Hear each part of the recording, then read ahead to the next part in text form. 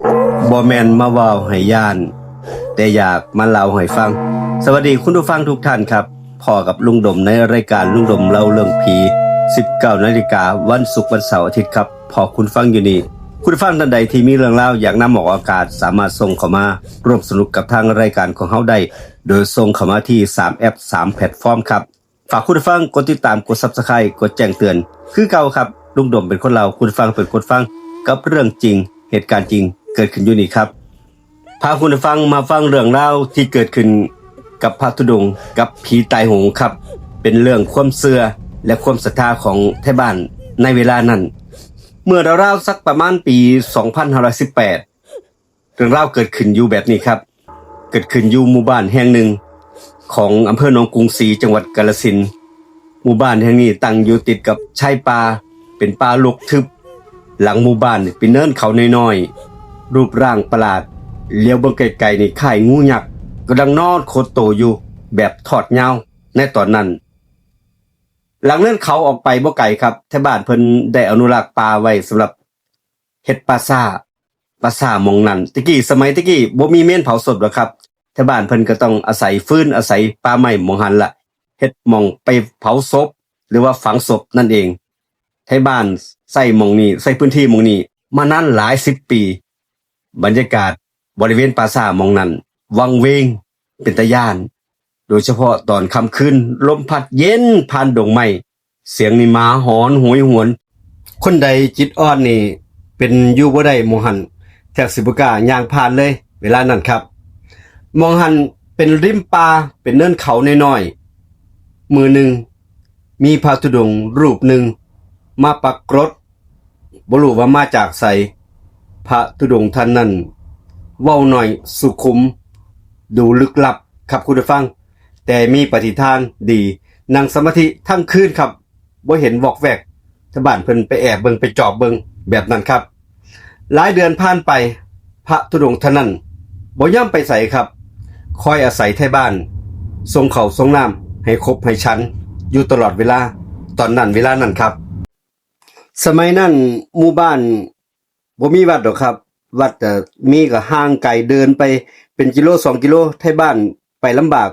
เสร็จบุญแต่ละครั้งแต่ละที่นี่ก็เดินทางลำบากครับคุณผู้ฟังไทบ้านพอเห็นพระธุดงค์รูปนี้มาปรากฏอยู่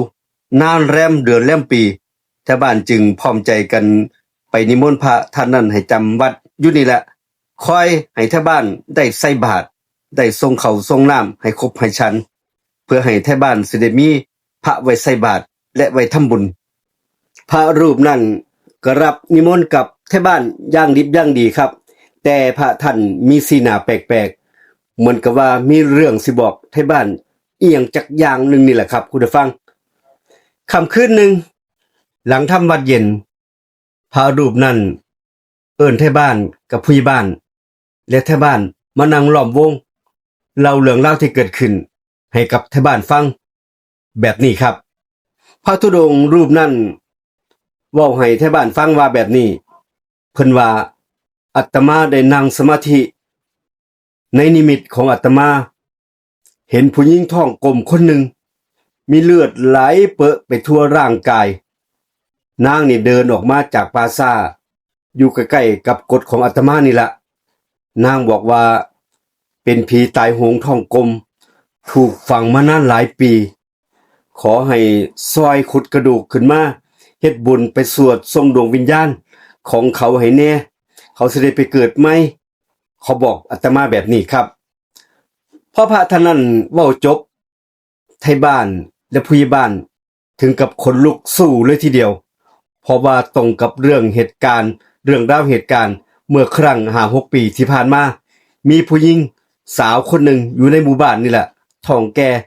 คลอดบ่ได้ตายเสียชีวิตคาท้องกลมแล้วก็นำศพมาฝังไว้ตรงปราสาทหม้องนั้นอีหลีพระท่านบอกตรงเป๊ะแม่นอีหลีครับชาวบ้านเริ่มกระซิบกันเว้ากันกับเรื่องราวที่พระธุดงค์ท่านนั้นบอกกับผู้ใหญ่บ้านบอกกับไทบ้านว่ากันว่าบ่แม่นนางค่ำบ่สงสัยนางค่ำแน่ๆมันตายท้องกลมเมื่อ5-6 ปีที่ผ่านมาผีตายโหงนี่มันแห้งอีหลีเด้ไทเฮาว่าบ่ มื้อนั้นรุ่งขึ้นยามมื้อเช้าไทบ้านก็ได้รับปากตกปากรับคำกับพระธุดงค์ท่านนั้นร่วมตัวกันไปยังปราสาทขุดกระดูกของนางคำขึ้นมาตามที่พระบอกแล้วนำกลับมาทำพิธีสวดส่งวิญญาณอย่างถูกต้องครบถ้วนครับในคืนนั้นลมแห้งผิดปกติเสียงคล้ายๆคนห้องไห้เบาๆลอยมาจากเนินเขามองปราสาทมองหันไทบ้านหลายคนได้ยินคือกันแต่บ่มีผู้ใดกล้าเว้าหลังจากพิธี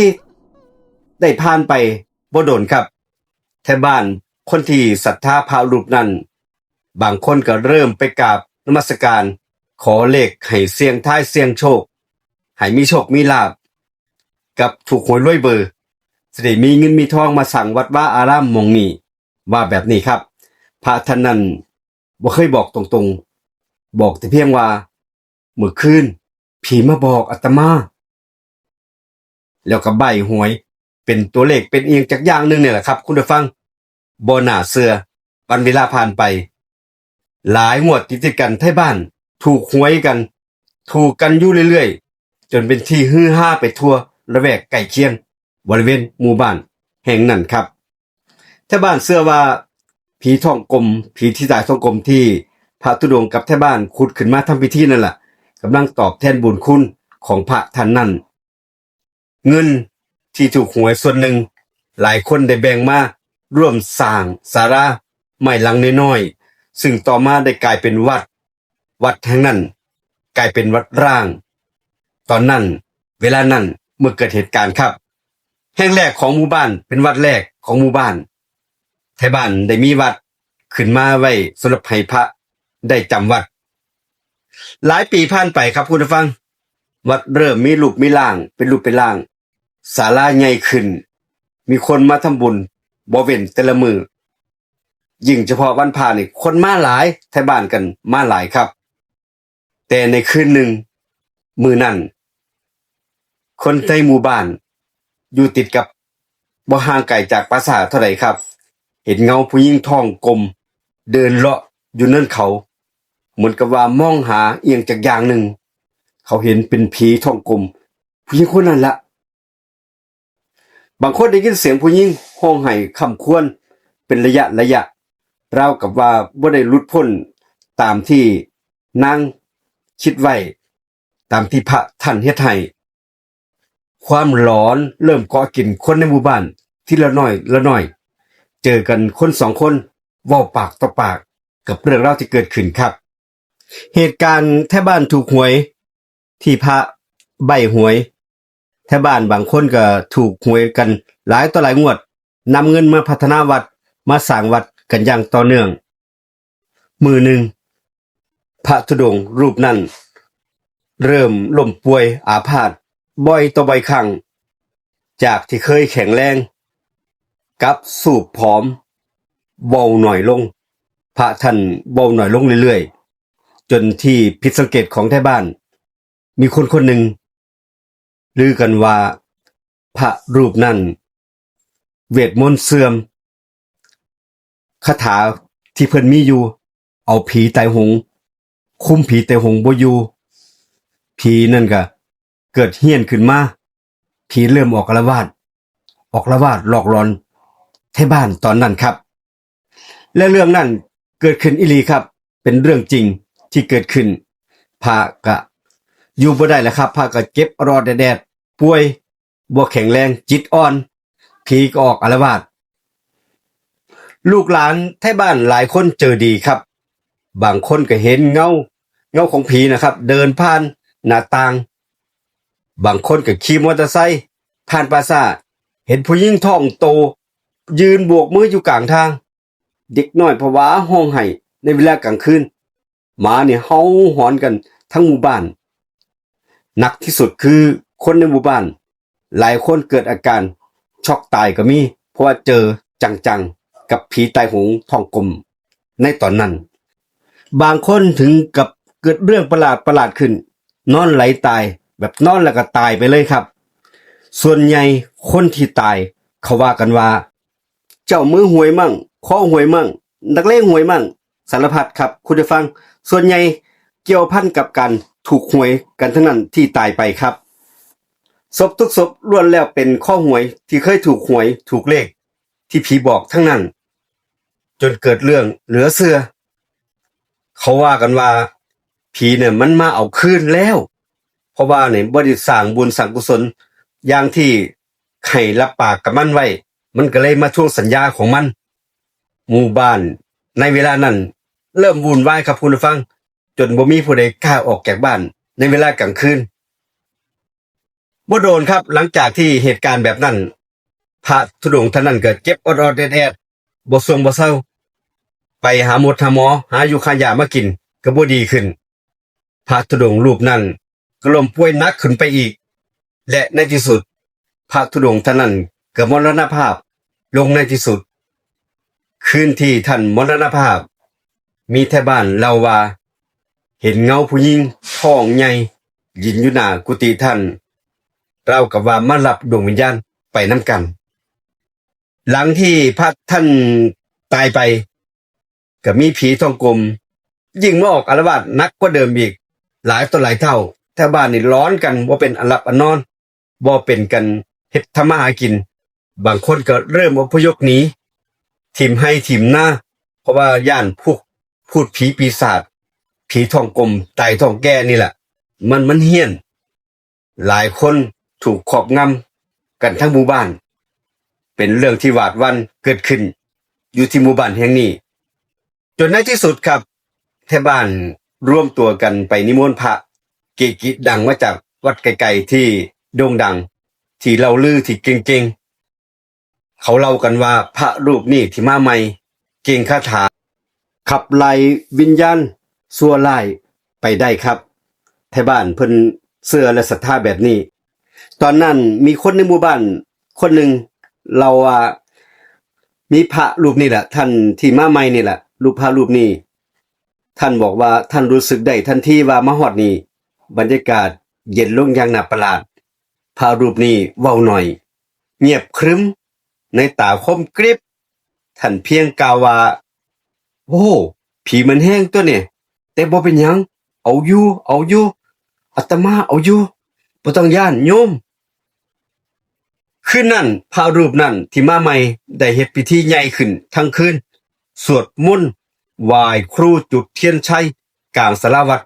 หลังเก่ามองหันลมพัดแห้งจนไฟเทียนนี่แทบสิดับเสียงกรีดห้องโหยหวนดังมาจากเนินเขามองปราสาทมองหันเสียงโหยหวนเจ็บปวดทรมานแถวบ้านเพิ่นได้ยินแบบนี้ครับดังแว่วๆมาจากปราสาทมองนั้นพอในตอนเช้าทุกอย่างกับเงียบสงบลงตั้งแต่มื้อนั้นเป็นต้นมาครับคนอยู่ในหมู่บ้านกลับมาใช้ชีวิตตามปกติคนเลิกเว้าถึงเรื่องหวยเรื่องผีตายทองกลมเลิกเอาเรื่องผีมาเว้ามาล้อเล่นกันวัดน้อยๆหลังจากมื้อนั้นเงียบเหงาแถวบ้านบางคนบอกว่าพระรูปใหม่ขังผีไว้บางคนเชื่อว่าผีมันได้ไปเกิดแล้วแต่คนเฒ่าคนแก่บางคนบอกว่ายืนยันว่าคืนเดือนดับเดือนมืดได้ยินเสียงผู้หญิงร้องไห้โหยหวนลอยมาจากท้ายวัดคือจังว่าเหมือนกับว่าผีทองกลมคนนั้นตนนั้นกำลังคลอดลูกแต่บ่คลอดออกหลายมื้อต่อมาครับพระรูปนั้นได้จัดพิธีใหญ่สวดส่งดวงวิญญาณของผีไตรหงส์ทองกลมนั่นอีกครั้งหนึ่งจึงเรื่องราวจึงสงบสุขชาวบ้านอยู่เย็นเป็นสุขกันเลยมาจนตราบทุกมื้อนี้ครับ